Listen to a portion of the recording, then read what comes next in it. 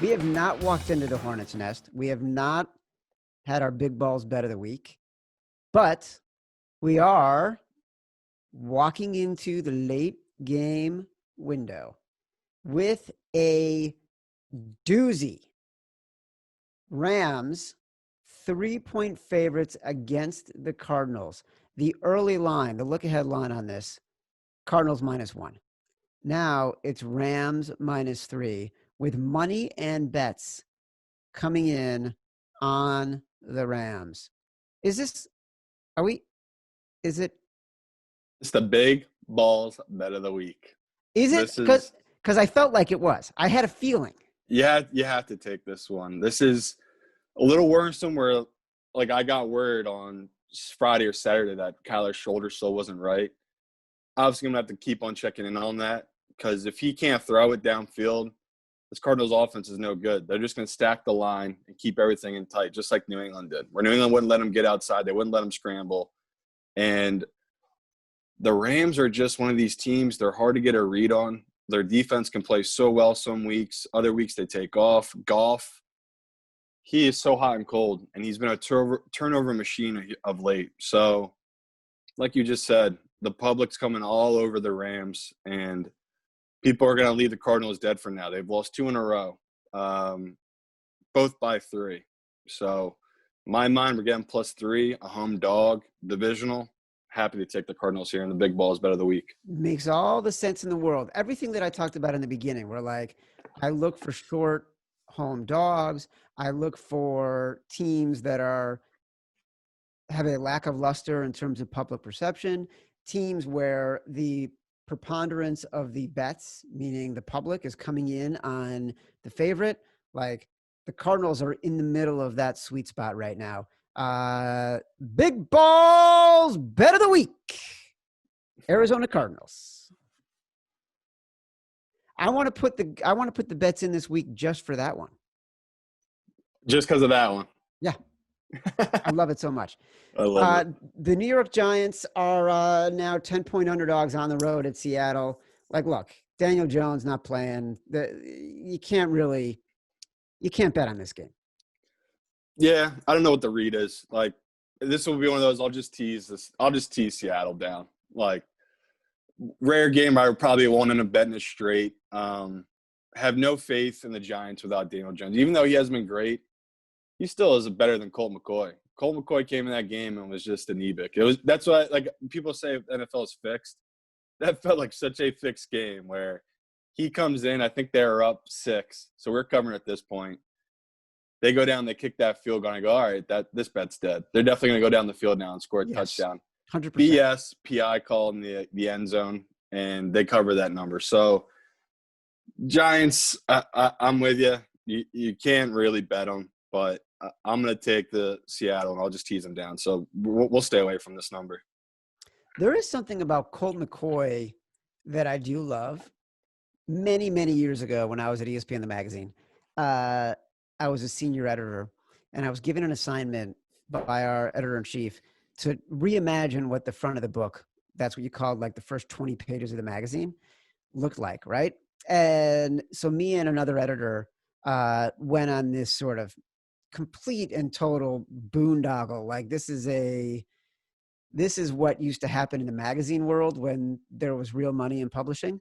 And we went in this boondoggle and just found like creative people or people we wanted to talk to and said, we're reimagining what the magazine looks like. Can we spend 20 minutes with you and get your take on how you consume media, what's interesting to you? We met with like improv comedy troupes, and we met with high scale advertising agencies. And we also went to Austin and sat with Colt McCoy and another player whose name I forgot. And Colt McCoy, like at the time, was the superstar, myth-making quarterback. And he was just a great guy. He was just lovely and gave us all this insight into how athletes think, because we were thinking, did we want to turn part of it over to athletes? And he was amazing. Ever since then, I have rooted for Colt McCoy. And I also feel like, just from a betting point of view, there are times when you get that veteran quarterback and in the second week, they've had a chance to prep and they are sort of the expectations are lower. So I might not hate betting on the Giants here, but it doesn't make me comfortable. But I don't hate it as much as you do. Yeah, it's just too scary. And I'm with you. Whenever we say Colt McCoy, I just think of Texas. Like that was such a unique era where not that everyone's not locked into college football like you were used to, but like he was there for all 4 years after Vince Young, and he Yeah. was still a great. I mean, he wasn't great like Vince Young was great, but he was a great quarterback in the sense that people remember his name, like you just said, and it's been over 10 years, and he's still in the league. So exactly, he's going to get the full week of reps. That's why I just don't trust this number. It's too scary to take at the 10. All right, we still haven't walked into the hornet's nest. You haven't talked about your survivor, but meanwhile, we got the Eagles, who are just dreadful trash. There's no way the hornet's nest is going to be betting the Eagles at +9 against the Packers in Green Bay in a late afternoon game. There is no way. This team is just terrible. Like they are awful. They're awful, but no, it's not a Hornets Nest game. That's coming up. Love it. Love the Eagles. Give it to Oh me. my Give it to God, me you're all sick. night. I You know. are I'm sick, disgusting. but it's just too big of a number. Green Bay is not a good defense. I know they have guys back in the secondary. Eagles are terrible. I'm shocked this many people are even betting on the Eagles. But yeah, it's a big number. Not going to make anyone pick the Eagles, though. That's why I'm not going to make any more unique bets because this is one of those I'm just going to take by myself and just cry in the corner. I have to take this number. It's too big. It should be 7. It's 9. Happy to take the 9. This is disgusting. You are a disgusting human being.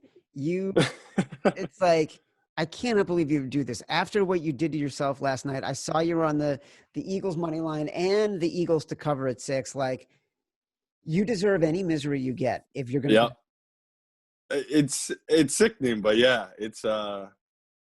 and Meanwhile, by the people are way, like people keep saying you're betting the Eagles just because you're a fan. I bet against the Eagles constantly. That's not it. We're just an awful team this year, so we're getting a lot of value on our lines. That's why I keep betting the Eagles. let me remind people right now, this is why we're heading into a bye week. Right now, the teams that we like, Bears -3, Saints -3, Miami -11, Cards +3, Eagles +9.5, Colts -3. These teams all in various ways can make you sick. That sounds like a fun weekend to me, Chad. I don't know. I don't know what you're talking about. That's a fun weekend. I might not even watch football this weekend. That's how disgusting it all looks. It might be the first weekend where I say to my wife, I don't have to work on Sunday. After we do Convince Me at 11 o'clock at Action Network HQ. Patriots visiting the Chargers. Boy, if the Chargers can't find ways to sneak a loss out of a win as far as the bettors are concerned, that was something this past weekend. The worst display of coaching you'll ever see. If you just watch the replay of the final minute, there's plenty of people that tweeted out the full video. Awful, awful, awful coaching. And this is easily our Hornets Nest game of the week. Walking into the Hornets nest. New England Patriots, just alone on the coaching mismatch. This game should have been Patriots -3. I know Cam's not good, and he didn't play well at all. I saw a hilarious stat. It's the first time in like 30 years that in the same week, 2 quarterbacks threw for under 100 yards and won. It was Cam Newton and Taysom Hill. So back again, fading the Chargers.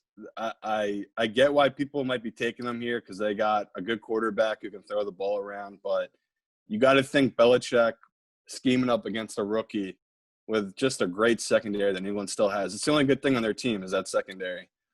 Got to take New England here. I know the line's moved down. It's down to -1 at some books. Still like the value on New England, so I'm happy to take this one and put in our competition. Oh my God. I can't, like, I was sick enough watching the Pats and like just wanted to curse you so much that we were on the Pats against the Cardinals in that game. And in that, when he kicked that field goal, I don't know if I can go through it again.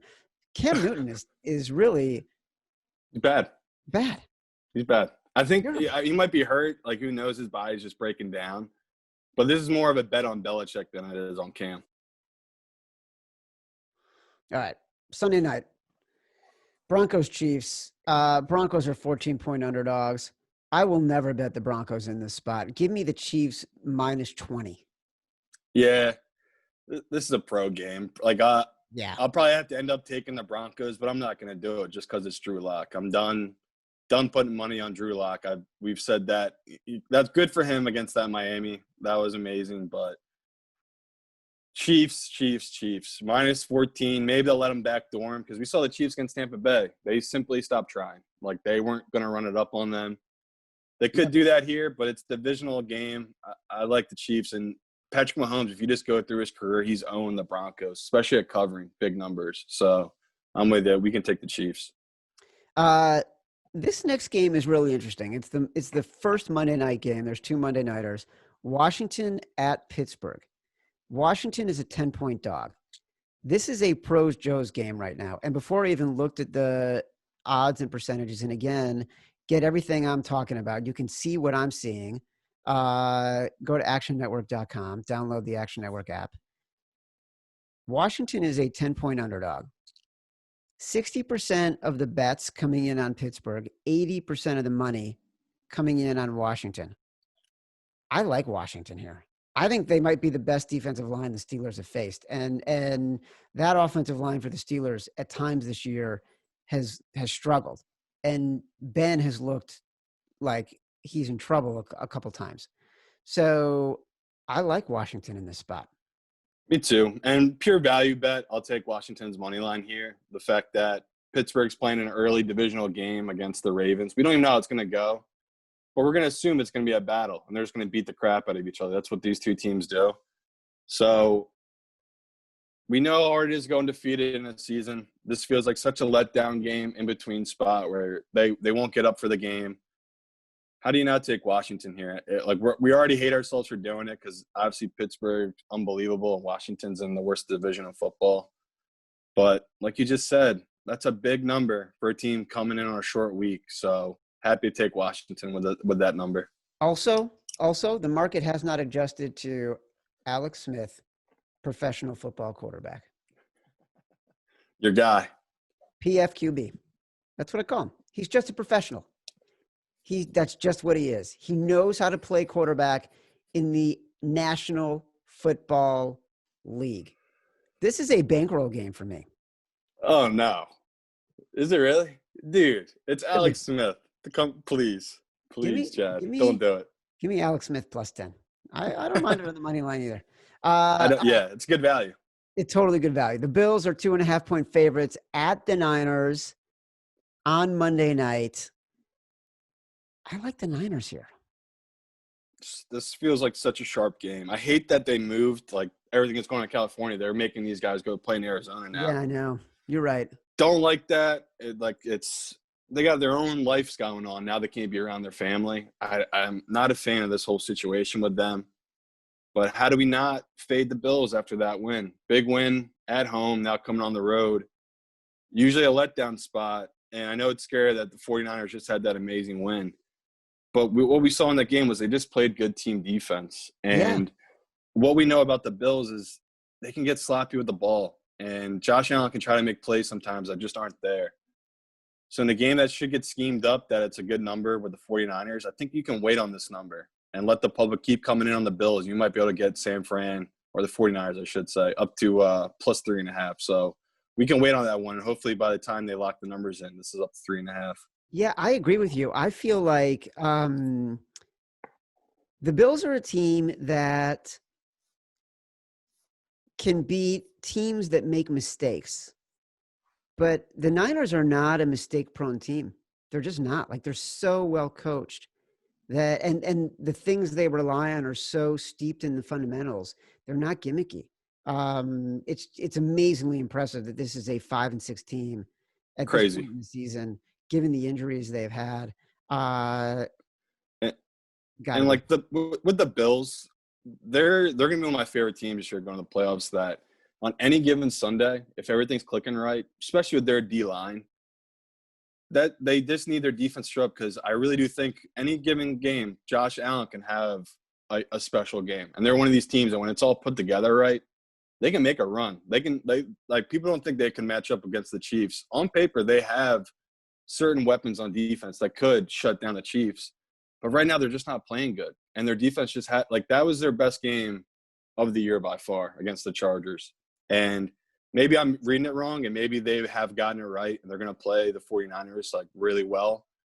But to me, this just screams of a pro versus Joe's game, and the public will just love this Bills number, especially the fact that it's under 3 and they're going to come in on it. So I have to take the 49ers here.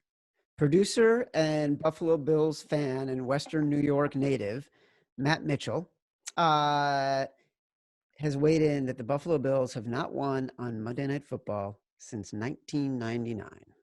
Oh, my God. That's insane. Yeah. Yeah, so I guess I just locked it in for us. Then I guess we got to put the 49ers in. 100%. All right, so right now, if we don't take a bye this week, these are the games that we like, and I think we have found a decent number of games that we can start to feel good about. We'll be choosing from Saints -3, Miami -11, Colts -3, Cards +3, Eagles +9.5, Pats -1, Washington +10, Niners +2.5. There are 3 games on this list that I 100% love. Cards, Washington, Niners.